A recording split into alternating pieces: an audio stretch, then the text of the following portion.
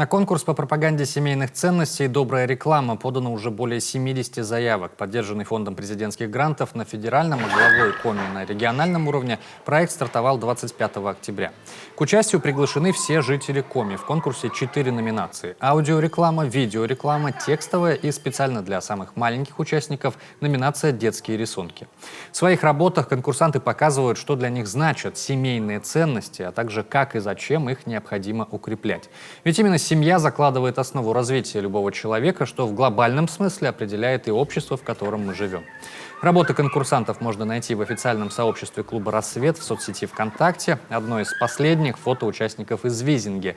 Ребята вылепили дружную семью медвежат из глины.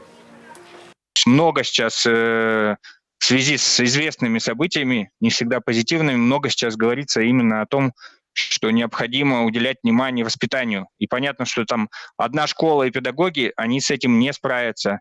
Здесь нужно общее действие и общественность, и вообще люди обычные, которые, понятное дело, тоже испытывают определенное волнение, там, скажем так, тревогу, наверное, родители испытывают.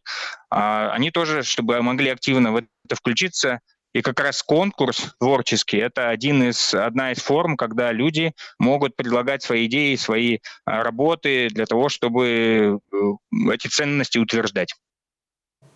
Конкурсные работы принимаются до 25 ноября. Подробности можно найти на сайте доброреклама.ру. Ожидается около 200 творческих проектов, среди них 30 рекламных билбордов.